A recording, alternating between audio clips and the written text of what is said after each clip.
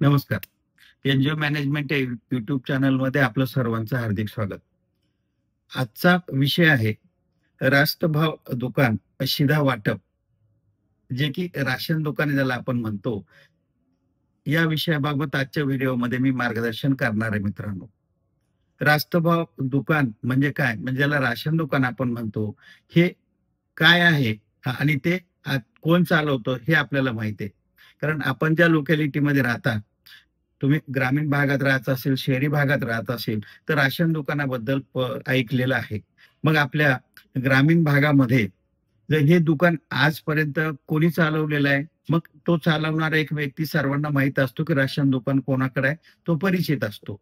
मग आजचा आजच्या या व्हिडिओमध्ये याबद्दल माहिती घेणं का गरजेचं आहे, की ही जी राशन दुकान आहेत, ही आतापर्यंत इंडिव्हिज्युअली देण्यात येत होती.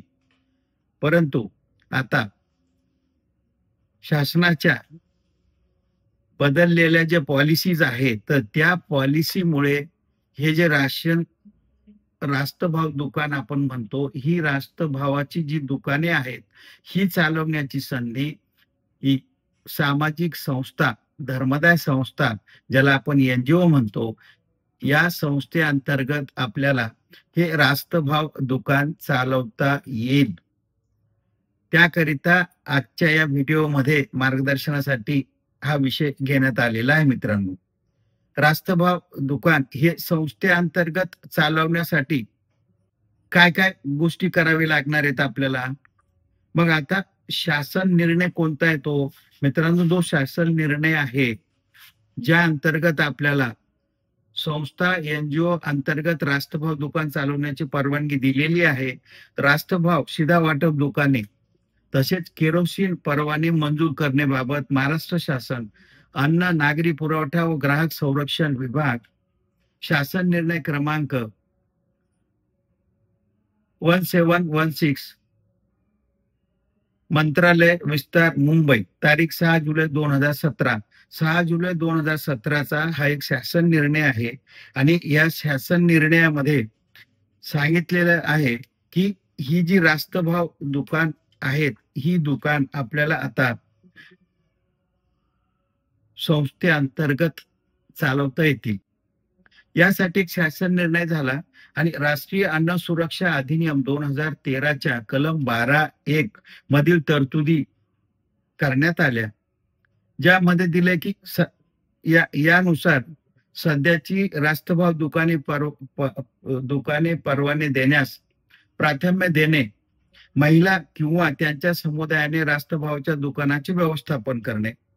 त्यानुसार सध्याची रास्तभाव दुकाने किरकोळ केरोसिन परवाने तसेच ठेवून आज मितीस रद्द असलेली व यापुढे रद्द होणारी व राजीनामा दिलेली व लोकसंख्या वाढीमुळे द्यावयाची नवीन तसेच विविध कारणामुळे भविष्यात द्यावयाची नवीन रास्तभाव दुकाने व किरकोळ केरोसिन परवाने खालील प्रथम क्रमांकानुसार मंजूर करण्यात यावेत. कोणाला?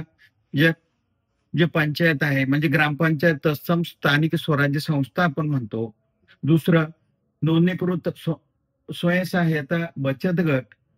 तिसरं नोंदणीकृत सहकारी संस्था आणि चौथं महाराष्ट्र सहकारी संस्था अधिनियम किंवा संस्था नोंदणी अधिनियम या कायद्याअंतर्गत नोंदणी झालेल्या संस्था. आपल्या ज्या संस्था आपण ज्याबद्दल बोलतोय, त्या संस्था आपल्या संस्था नोंदणी अधिनियम या कायद्याच्या अंतर्गत धर्मादाय कार्यालयामध्ये आपण ज्या संस्था नोंदणी करतो, त्या संस्था ह्या संस्था नोंदणी अधिनियम ह्या कायद्याअंतर्गत नोंदणी होत असतात. आणि धर्मादाय कार्यालयाअंतर्गत संस्था म्हणून ज्या नोंदणी झालेल्या आहेत, त्यांना आपण एनजीओ म्हणतो. ह्या संस्थेअंतर्गत आपल्याला ही रास्तभावाची दुकाने चालवता येतील. मग यासाठी आपल्याला काय करावं लागेल मित्रांनो? आता एक तर स्पष्ट झालं, की आता रास्तभाव शिधा वाटप हे जे जनसेवेचं कार्य आहे, तर हे आपल्याला संस्थेअंतर्गत करता येईल. म्हणजे ज्या काही आपल्या धर्मादाय संस्था एनजीओ आहे, मग त्यांना ह्या क्षेत्रामध्ये सुद्धा काम करण्याची एक संधी आहे. म्हणून आजच्या व्हिडिओमध्ये याबद्दल सविस्तर मार्गदर्शन घेतलेलं आहे मित्रांनो. या हा जो जी-आर आलेला आहे, ह्या जी-आर मध्ये सांगितलंय स्पष्ट, की यापुढे जी रास्तभाव दुकाने जी आहे, ही इंडिव्हिज्युअल कोणाला आता दिली जाणार नाही. जे की आजपर्यंत आपण बघितलं, की आपल्या गावामध्ये अमुक व्यक्ती राशन दुकानदार आहे, तमुक व्यक्ती राशन दुकानदार आहे. तो वर्षानुवर्ष तोच आहे. तो काही बदललेला आपल्याला दिसला नाही. परंतु मग ही जी परवाने दिलेली दुकाने असतात, मग ही काहीतरी कारणामुळे ती परवाना रद्द होतो. मग तो एकदा एखादा कोणाचा परवाना रद्द झाला, तर ती कोणाला तरी तो परवाना द्यायचा असतो त्या गावामधला. मग आता हा परवाना देताना कोणाला द्यायचा, तर त्या कायद्यामध्ये दुरुस्ती झाल्यामुळं ह्या ज्या आपल्या सामाजिक संस्था आहे, या संस्थेला एक संधी निर्माण झालेली आहे मित्रांनो. म्हणून जेव्हा आपण एखाद्या आपल्या ग्रामीण भागामध्ये एखादी संस्था आपण जर उभी केली, तर आपल्या त्या संस्थेअंतर्गत आपल्याला ही रास्तभाव दुकाने, सीधा वाटप ही जी कार्य, ही जनसेवेची कार्य आपल्याला आपल्या संस्थेअंतर्गत आपण करू शकता. मग याच्यासाठी जो अर्ज आहे, त्या अर्जाचा नमुना आमच्या डिस्क्रिप्शन बॉक्समध्ये मी देणार आहे. तसेच जो शासनाचा जी-आर आहे, तो सुद्धा मी देणार आहे. मित्रांनो, आजच्या या व्हिडिओमध्ये मार्गदर्शन देण्याचा विषय असा आहे, की हा जो उद्देश आहे, मग हा उद्देश सुद्धा आपल्या घटनेमध्ये आलेला पाहिजे. मग हा उद्देश आपल्या घटनेमध्ये आपण जर घेतला नाही, तर तो येणार नाही. म्हणून आता नवीन संस्था नोंदणी करताना आपण हा उद्देश सुद्धा आपल्या घटनेमध्ये देणं आवश्यक आहे. याला घटनेमध्ये जर दिलं तुम्ही, राष्ट्रभाव, सीधा वाटप इत्यादी जनसेवेची कार्य करणे हा एक आमच्या संस्थेचा उद्देश आहे. आणि मग ह्या उद्देशावर जर काही आक्षेप आला साहेबांचा, तर त्यांना तुम्ही हा जी-आर दाखवू शकता, की साहेब ही जी जनसेवेची कार्य आहेत, ही आता संस्थेअंतर्गत करण्यासाठी शासनाने परवानगी दिलेली आहे. मग हा उद्देश तुम्हाला मंजूर करायला अडचण नाही. मग असा उद्देश जर तुमच्या संस्थेच्या घटनेमध्ये असेल, तर मग तुम्ही रास्तभाव दुकान मिळण्यासाठीचा जो अर्ज करायचा आहे आपल्याला, त्या अर्जाबद्दल मी थोडक्यात तुम्हाला आता सांगतोय. हा अर्ज मित्रांनो, हा अर्ज कोणाला करायचा तुम्हाला? तुमच्या जिल्ह्याचा पुरवठा अधिकारी जो आहे, त्यांना हा अर्ज तुम्ही करायचा आहे. म्हणजे तुम्हाला याच्याबद्दल अजून माहिती कोणाकडून मिळेल तुम्हाला, की जिल्हा पुरवठा अधिकारी जे आहेत तुमचे, म्हणजे तुम्ही तालुक्याच्या ठिकाणी असेल तर तहसीलदार असेल, जिल्ह्याच्या ठिकाणी असेल तर तुम्हाला कलेक्टर ऑफिस वगैरे असेल, मग तिथे तुम्हाला जिल्हा पुरवठा अधिकारी यांच्याकडे हा अर्ज द्यायचा आहे. आणि याच्यामध्ये आपल्याला काय द्यायचं आहे, की आम्ही विनंती करतो, की इथे आपल्याला संस्थेचं नाव द्यायचं आहे. स्वस्त धान्य दुकानाच्या परवान्याकरिता अर्ज सादर करीत आहे. मग याच्यामध्ये तुम्ही काय द्यायचं? याच्यात माहिती मागितली, की संस्थेचं नाव आणि पत्ता. हे जे आहे, हे स्वयंसहायता गटाला सुद्धा दिल्या जाऊ शकतं. परंतु आपण जे आहे, फक्त संस्थेसंदर्भातच आपलं मार्गदर्शन असतं.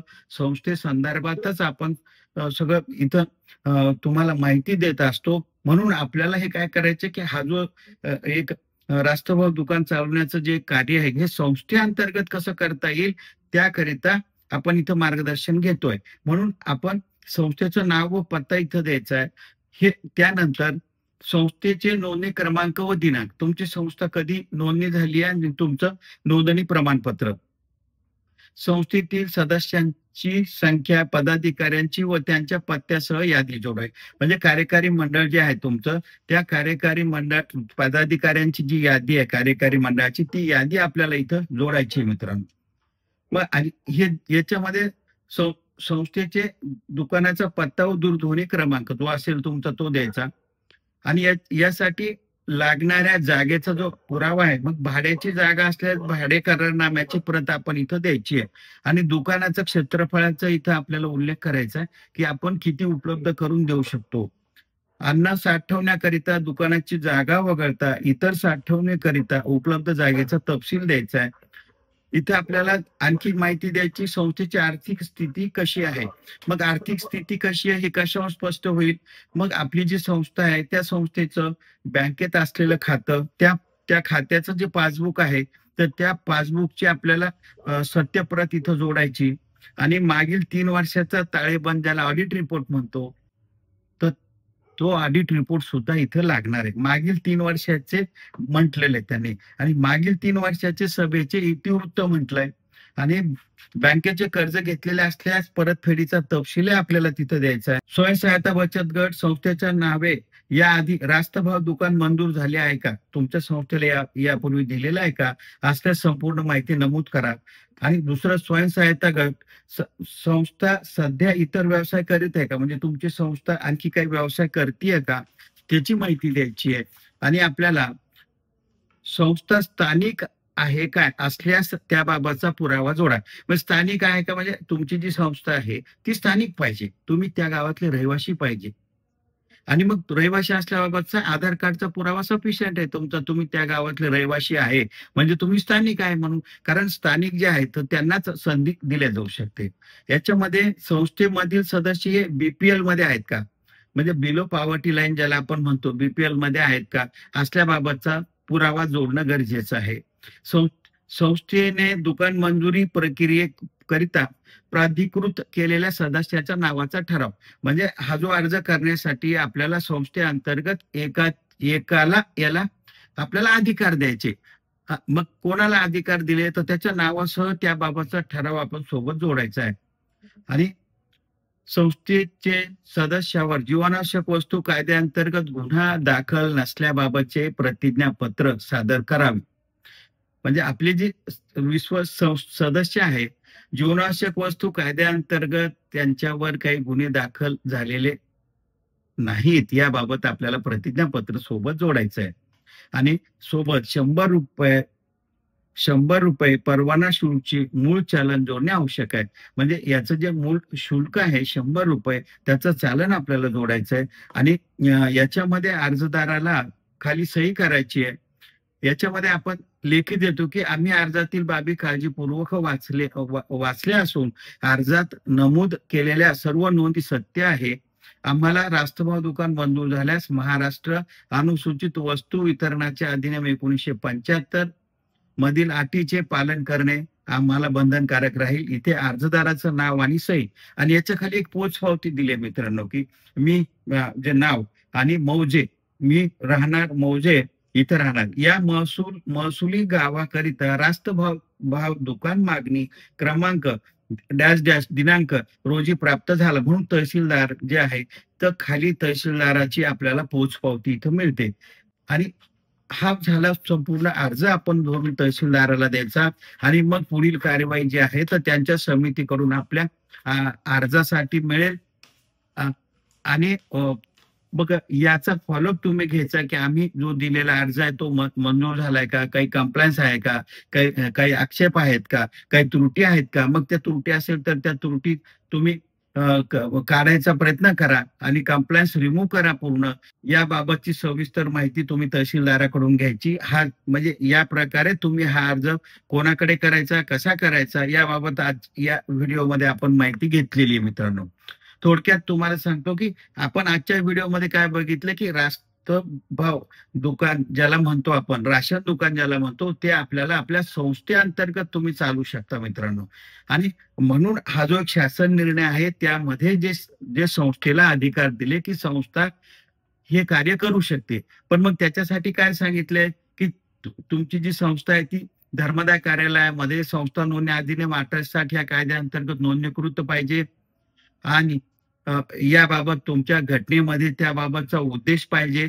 आणि तुमच्या बाकी संस्थेबद्दल काय काय माहिती अर्जामध्ये भरली आहे त्याप्रमाणे तेवढी माहिती आपल्याला तिथं देणं बंधनकारक आहे मित्रांनो.